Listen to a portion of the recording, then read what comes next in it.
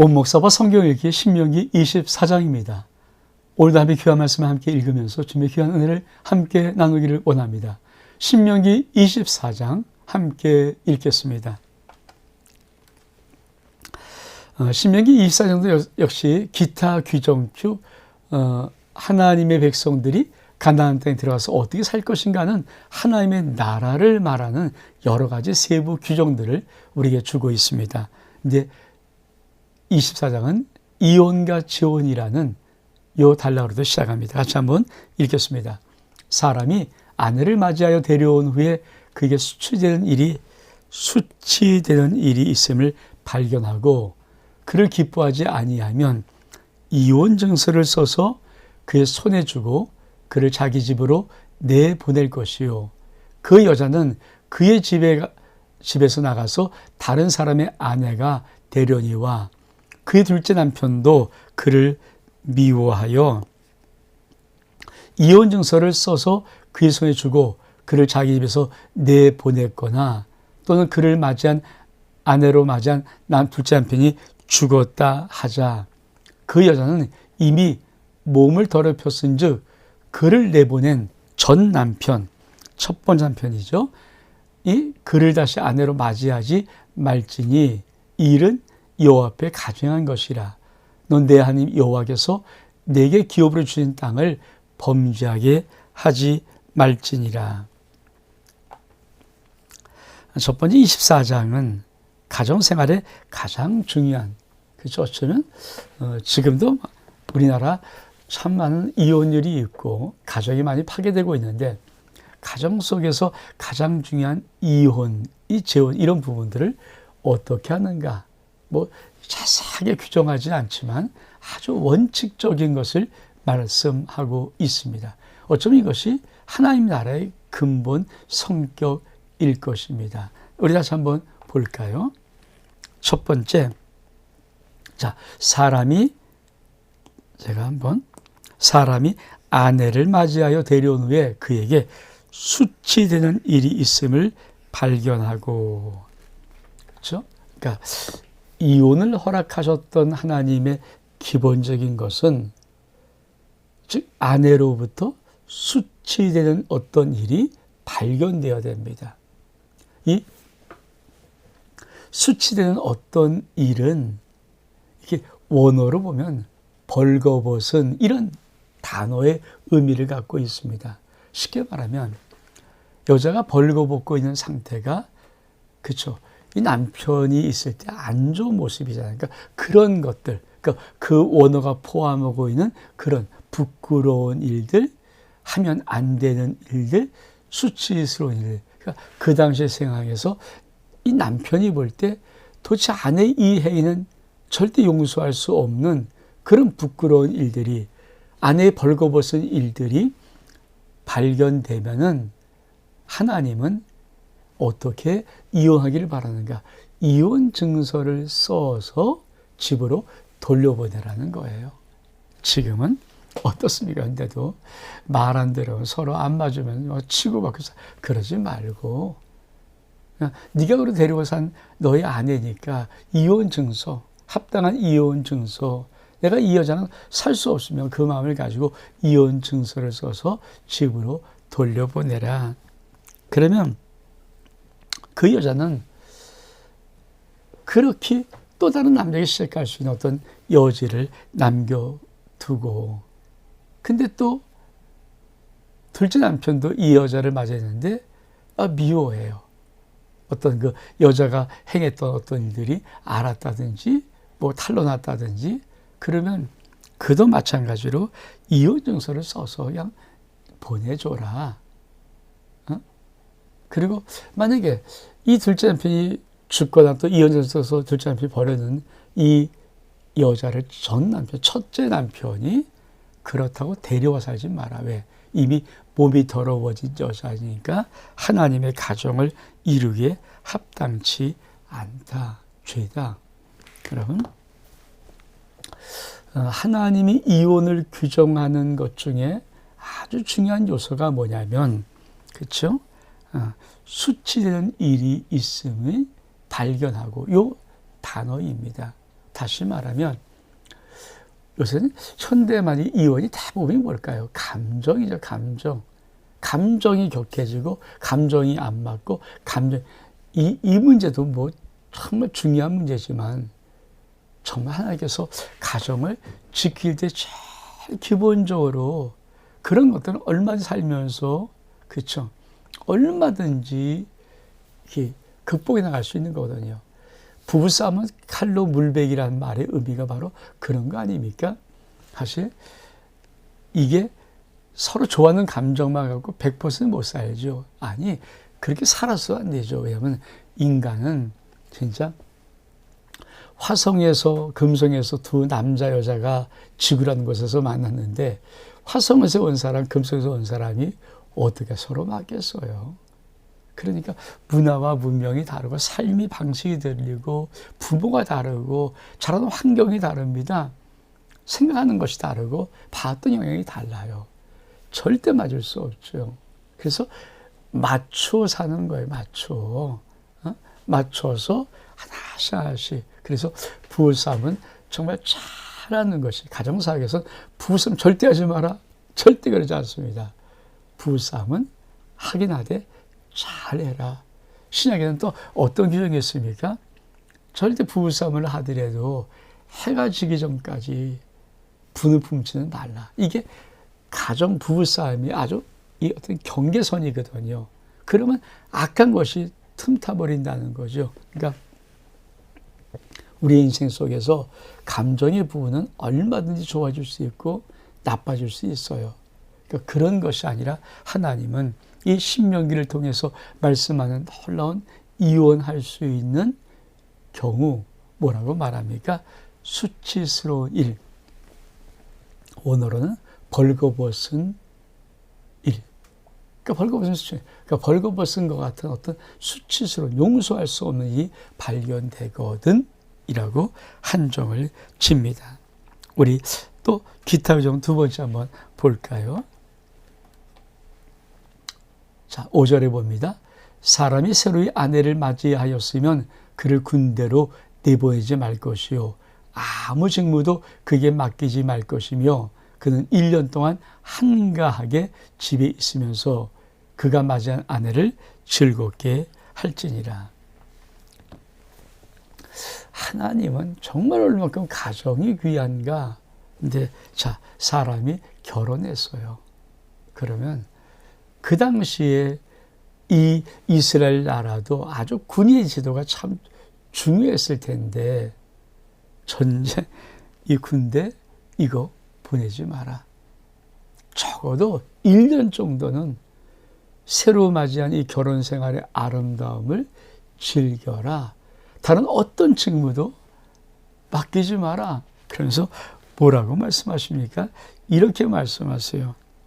1년 동안 한가하게 집에 있으면서 그가 맞아 아내를 즐겁게 할지니라. 사실 저는 이 신명기를 다시 한번 새롭게 또 보고 또 보면서 하나님이 만들고 싶은 그 아주 아름다운 귀한 나라, 정말 하나님의 나라가 이 땅에 그대로 이뤘다면 얼마큼 아름다울까. 그렇죠. 사실은 결혼생활, 가정생활이 제일 중요하죠. 여러분, 가정이 무너진 어떤 사회도 건강한 사회가 될 수가 없습니다. 건강한 가정을, 행복한 가정을 갖고 있지 못하면 건강하고 행복한 사회를 만들어낼 수 없고 건강한 나라를 세워나갈 수가 없습니다. 가정의 단위는 가장 사회에서 제일 중요한 기초 단위일 뿐 아니라 모든 사람들에게 제일 소중한 가치의 단위입니다. 그래서 하나님은 군대 보내지 마. 뭐 직무 맡기지 마. 그냥 한가하게 1년 동안 아내와 함께 행복함을 누리고, 그렇죠.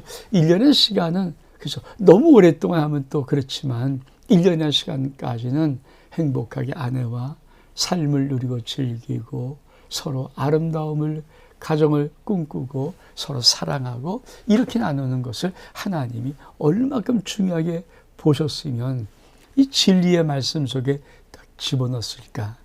그렇죠. 요새도 많은 사회 문제가 되는 그렇죠. 이 많은 청소년 문제, 소년의 어떤 이탈의 문제들, 이런 많은 것은 어디서 출발합니까? 많은 죄악은 가정이 깨어짐으로부터, 가정이 무너짐으로부터 받는 상처의 결과들이죠. 그 심령이, 그 인간이 처음부터 악이 아니고 처음부터 그렇게 나쁜 사람이 아니고 결국은 온전한 가정을 지키지 못했던 무너짐으로부터 오는 정말 안타까운 슬픈 그 문제들이 지금 우리가 겪고 있는 이 청소년 문제, 이탈의 문제, 많은 범죄의 문제, 그리고 많은 죄악의 발생의 문제들, 사실 여기서 출발하거든요. 그러니까 하나님 이것을 이미 아시고 새로 결혼해서 아내를 맞이했으면 꼭 기억해라. 한가하게 1년 정도 가정생활에서 아름답게 지켜 사는 것 최고라는 것. 우리는 다시 한번 하나님의 귀한 말씀을 통해서 우리가 알아야 합니다. 또 말씀 좀 볼까요?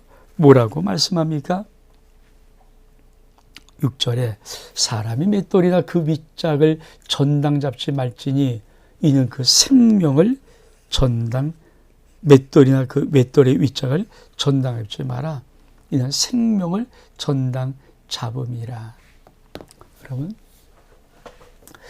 규정 하나하나를 보면은 하나님이 만들고 싶은 나라, 하나님이 이 땅에 세우고 싶은 공의의 나라가 어떤 것인지, 정의를 하수같이 공법을 물같이 흐려가고 싶은 그 하나님의 나라, 우리가 주기도문을 통해서 나라가 임하시옵소서 할 때 이루어질 이 땅의 하나님 나라가 얼마큼 아름다운 나라인가.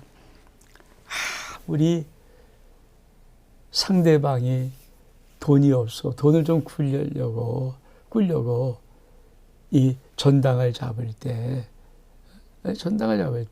절대 맷돌이나 그 윗짝, 그 돌 2개가, 맷돌 2개잖아요. 그 윗짝 잡지 마라.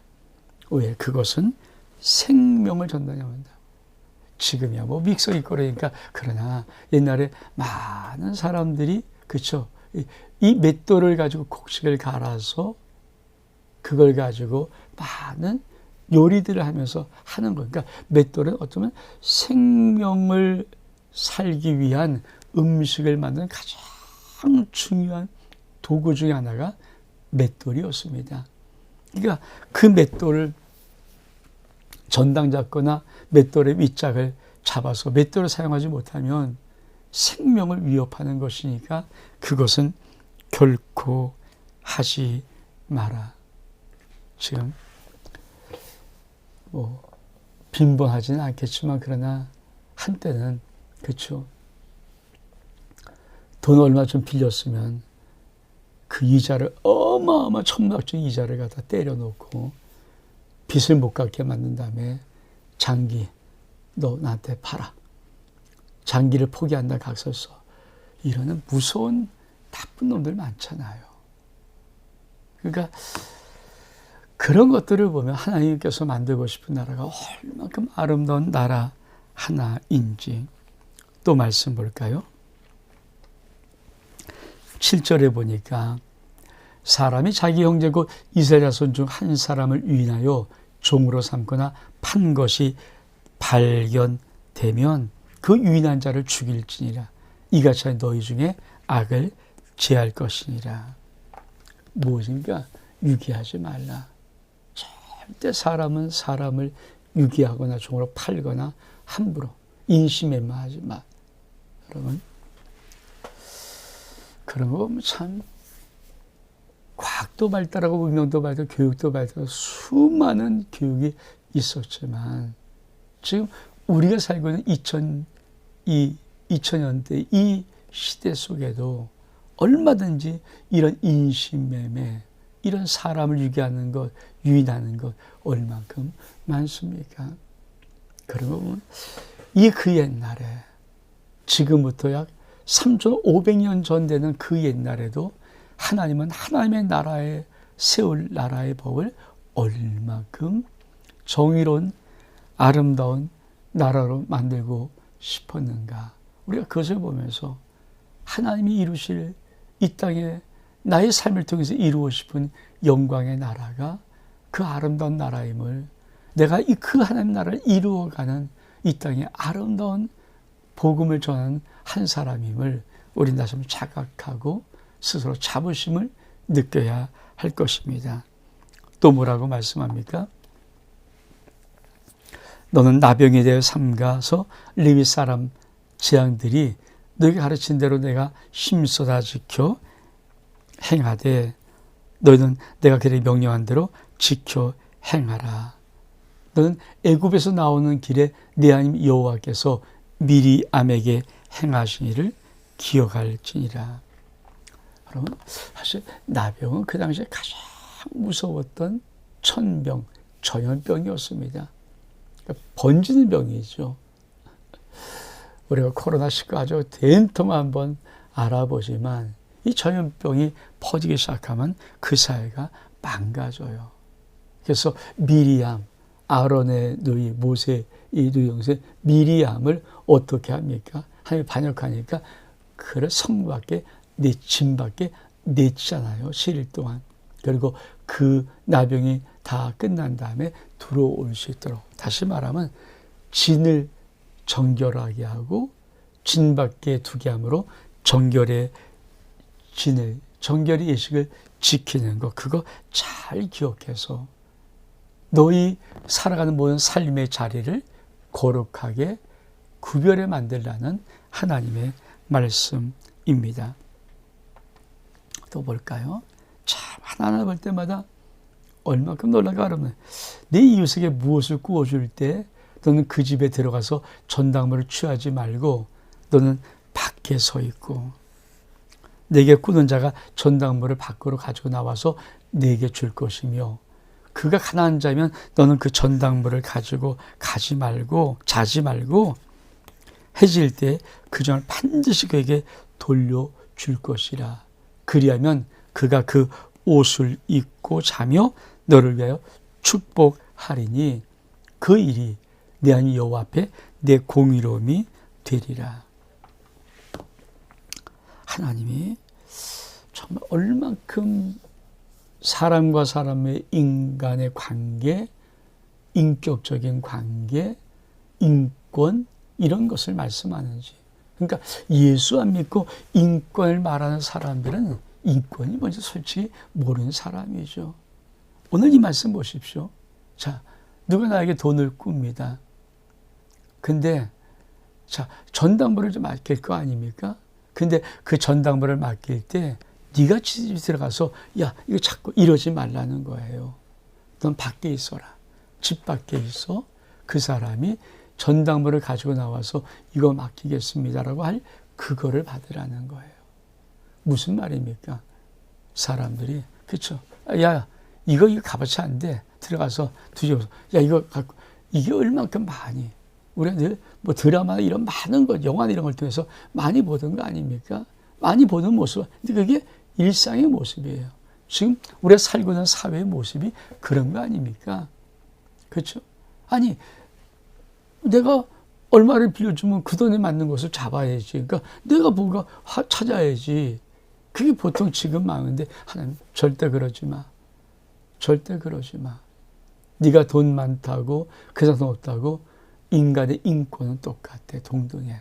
넌 네가 밖에서 예를 지고 기다리고 그 사람이 나와서 전당물을 너에게 맡기는 그걸 가지고 가. 근데 더 중요한 것이 무엇입니까? 근데 그 가난해서 그 전당 많은 사람이 전당을 맡겼던 가장 것들이 옷이었어요.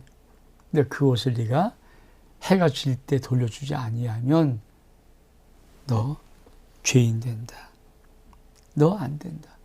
반드시 네가 가난한 사람의 전당물을 특히 옷 같은 거를 잡았으면 해가 지기 전에 돌려줘. 갚든 안 받든. 왜?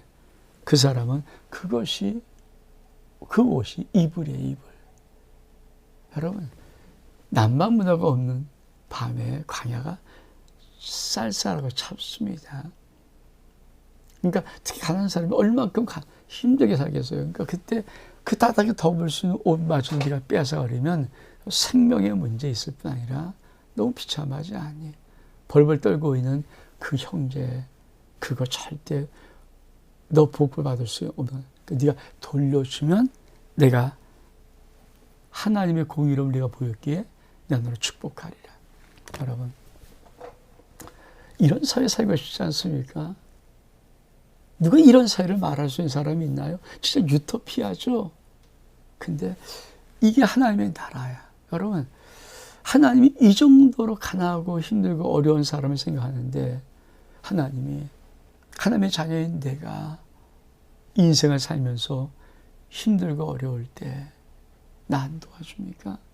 도와주시죠. 다 도와주시죠. 그거 아십니까? 내가 힘들고 어려울 때 주님이 다 도와주세요. 그래서 우리의 작은 신음에도 하나님은 응답하세요. 저는 이 말씀 읽으면서 아니 3,500년에 하나님이 만들고 싶은 나라가 이런 나라인데 지금 내가 예수 그리스도를 믿으면 나는 하나님의 나라의 백성인데 하나님 나라의 왕인데 내 인생 힘들고 어려운 그 한복판에 살아가는 현실의 그 무거운 짐 속에 살아가는 짓눌려 살아가고 때로 너무 힘들어서 쓰러져 살아가는 내 인생의 내 모습을 살아계신 하나님, 영광의 하나님, 그 하나님 아버지께서 안 보실까?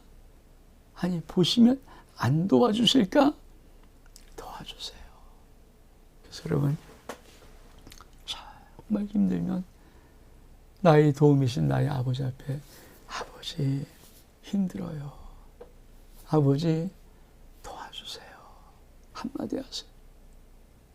아니 그걸 듣고 싶으신 거예요. 네가 나를 아버지라고 부르는 것, 네가 나를 전능한 하나님으로 인정하는 것, 네가 나를 도와주라 하나님으로 인정하는 것, 그 한마디 듣고 싶어서 기다리고 계신 거예요. 기다리고 계신 거예요. 그러니까 얼마큼 놀란 하나님인지. 또 뭐라고 말씀하십니까? 14절에 보니까 공고하고 빈한한 품고는 너희 형제에서 내 땅 성문 안에 우고하는 객이든지 그를 학대하지 말며 그 품삯을 당일에 주고 해주는 일까지 절대 미루지 마라. 그가 가난함으로 그 품삯을 간절히 바람이라. 그가 너를 여호와께 호소하지 않게 하라. 그렇지 아니면 그것이 내게 죄가 될 것입니다. 여러분 참 가난한 사람이 열심히 일을 해서 품값을 받는데 그 품값 반드시 당일에 줘라. 그 품삯 반드시 당일에 줘라. 해진 후에 미루지 마라. 왜? 그가 가난해서 그 품삯을 기다렸는데 안 주면 너무 속상, 너무 아파서 하나님 이러고 하면 내가 너를 죄를 벌할 것이다. 이게 만약에 모든 기업 CEO들, 모든 기업하는 사람, 작든 크든 기업하는 모든 사람의 정말 경영 마인드라면 여러분 왜 노동조합이 생기고 뭐 민노총 무슨 청구하면서 막 이런 게 그들이 왜 이렇게 벌어집니까? 물론 규정 노조가 많지만 사실 그 한복판에 그러니까 그 노조가 생겼던 역사를 보면은 착취를 당하는 거, 착취를. 그러니까 노동자가 이 사용자에 의해서 착취를 당한 것을 막으려고 생겨났던 조합들이 노동조합 아닙니까?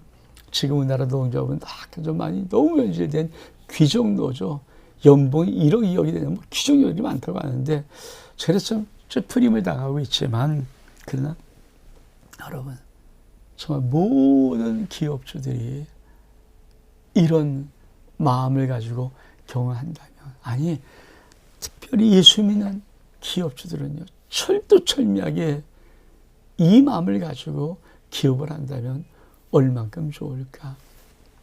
저는 아주 오래전에 읽었던 책 한 것에 이런 것이 있었습니다. 김동우 목사님, 높았던 지금 숭의교회 은퇴했던 김동우 목사님이 쓴 책이었는데, 하루는 어떤 자기네 교회 아주 집사님이 누가 와서 사업을 크게 하는 집사님인데, 목사님 기도해 주십시오.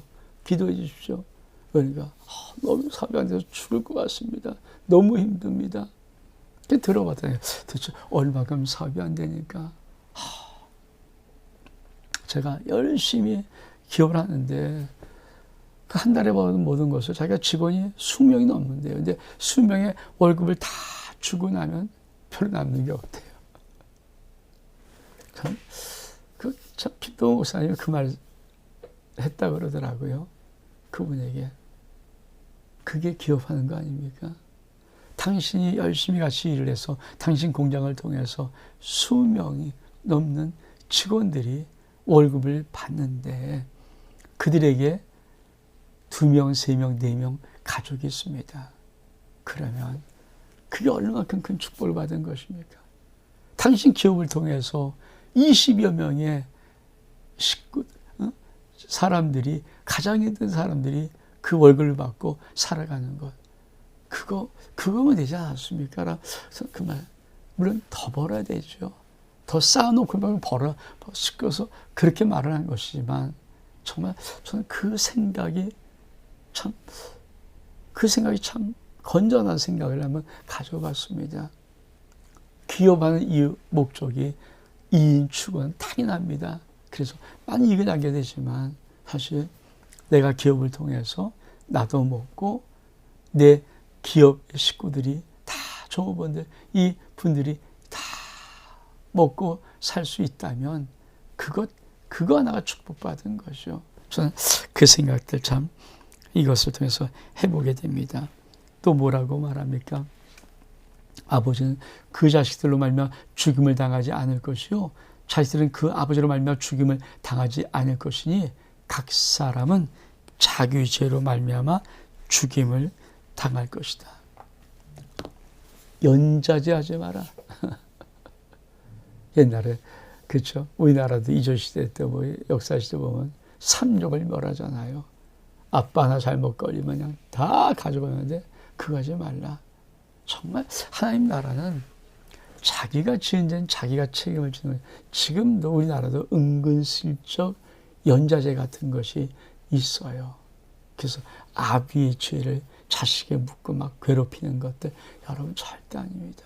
하나님도 그 당시에 법으로 그 사람이 아비가 졌으면 아비는 아비의 죄로, 자식이 졌으면 자식은 자식의 죄로 하지 이거 연관시키지 마라.